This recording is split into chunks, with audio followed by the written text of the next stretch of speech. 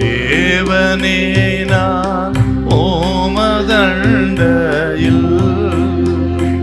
இன்னும் நெருங்கி சேர்வதே என் ஆவல் பூமியில்.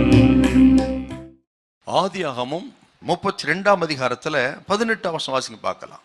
நீ இது உமது அடியானாகிய யாக்கோபுடையது, இது உமது அடியானாகிய யாக்கோபுடையது, இது என் ஆண்டவனாகிய ஏசாவுக்கு அனுப்பப்படுகிற, இது என் ஆண்டவனாகிய ஏசாவுக்கு.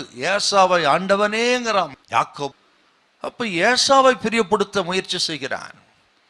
ஏற்கனவே ராகேலுக்காக 14 வருஷம், லாபானுக்காக, தனக்காக, இப்படி எல்லாவற்றுக்காக எல்லாரையும் பிரியப்படுத்த வாழ்ந்தவன் தேவனை பிரியப்படுத்த வேண்டும் என்று எந்த ஒரு முயற்சியும் செய்யாதவனாயிருந்தான்.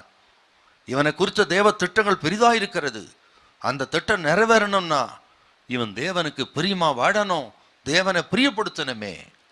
ஆகவே தான் அதை உணர்த்துவதற்கு, தேவனை சரியாய் அறிந்து கொள்வதற்கு, தேவனோடு உறவை சீர்படுத்துவதற்கு ஆண்டவர் இப்போது இக்கட்டான நேரத்தில் கொண்டு வந்து அவனை நிறுத்தி இருக்கிறார்.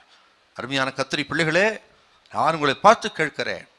எத்தனையோ வருஷம் வாழ்ந்திருக்கிறோம், பலருக்காக வாழ்ந்திருக்கிறோம், பலரை பிரியப்படுத்த வாழ்ந்திருக்கிறோம். மனிதர்களை, அதிகாரிகளை, ஆக மனைவி, பிள்ளைகளை, மற்றவர்களை பிரியப்படுத்த மற்றவர்களுக்காக வாழ்ந்திருக்கிறோம். நாம் என்றைக்காகிலும் தேவனை பிரியப்படுத்த முயற்சி செய்திருக்கிறோமா? நிதானிச்சு பாருங்க, தேவனை பிரியப்படுத்த என்ன முயற்சி பண்ணியிருக்கிறோம். இப்போ ஆண்டோட விருப்பம் என்னன்னா, அவர் நம்மேல் பிரியப்படுகிறது போல உலகத்தில் வாழணும். அதுதான் ஆண்டவரை அறிகிற அறிவு. இந்த யாக்கோபுக்கு பிரச்சனை தேவனோடு இருந்தது. ஆண்டவரோடு உறவு அவன் சீர்படுத்த வேண்டும். ஆகவே தான் இந்த நெருக்கடி. தேவனை சரியாய் நாம் அறிந்து கொள்வதற்கு, அவரை அறிகிற அறிவை அடைந்து அவரை பிரியப்படுத்தணும்னா அது எங்க ஆரம்பிக்கணும்? ஒரு போராட்டத்தில் தான் ஆரம்பிக்கிறது. ஒரு நெருக்கத்திலே தான் ஆரம்பிக்க. ஒரு நெருக்கம், போராட்டம் வரும்பொழுது தான் தேவனை தேடுகிறோம். தேவன் எதை மேல் பிரியமா இருக்கிறார், எதில் பிரியப்படவில்லை, எதை விரும்புகிறார், இது வெறுக்கிறாங்கிற அறிவெல்லாம் எங்க ஆரம்பிக்குதுன்னா ஒரு கலக்கத்திலே, ஒரு போராட்டத்தில், நெருக்கத்தில் ஒரு பாதத்துக்கு வரும்பொழுது தான். இன்றைக்கு நான் சொல்லுகிறேன், தேவ பிள்ளைகளுக்கு போராட்டமா, கலக்கமா, பிரச்சனைகளா? ஒருவேளை குடும்பத்தில் இருக்கலாம், தனிப்பட்ட சொந்த வாழ்க்கையில இருக்கலாம், வேலை செய்கிற வேலை ஸ்தலங்கள் இருக்கலாம், பணத்தில் இருக்கலாம்.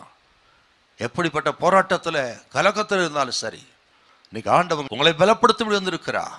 அவரோடு உறவை சீர்படுத்தும்படி வந்திருக்கிறார். மட்டுமல்ல, அவர் எதை விரும்புகிறார், எதை வெறுக்கிறார், அந்த அறிவு நமக்கு வேணும்.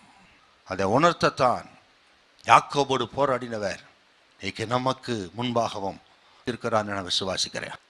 ஆண்டவரை சரியா எப்படி அறிந்து விட்டால், நான் உங்களுக்கு சொல்லுகிறேன், எந்த சூழ்நிலை வந்தாலும், எந்த நெருக்கங்கள் வந்தாலும், எப்படிப்பட்ட பாடுகள் வந்தாலும் சரி, ஒன்று சொல்லுவோம், கர்த்தர் நல்லவர் என்று தான் சொல்லுவோம். கர்த்தனை கைவிட மாட்டான்னு சொல்லுவோம். ஆக என்ன நடந்தாலும் சம்பவித்தாலும் சரி, நாம் கர்த்தருக்குள்ளே இருப்போம். ஒரு நாளும் சோர்ந்து போக மாட்டோம். விலகினப்பட்டு எனக்கு ஆண்டவர் வேண்டான்னு சொல்ல மாட்டோம். ஏந்த நிந்தனை, ஏந்த போராட்டம், ஏந்த நெருக்கம், கர்த்தரை கைவிட்டு விட்டாரோ என்று சொல்லி ஒரு நாளும் கலங்க மாட்டோம், பின்வாங்க மாட்டோம். அதுதான் தேவனை சரியாய் அறிந்த மக்களின் அடையாளம். ஹல்லேலூயா, ஹல்லேலூயா.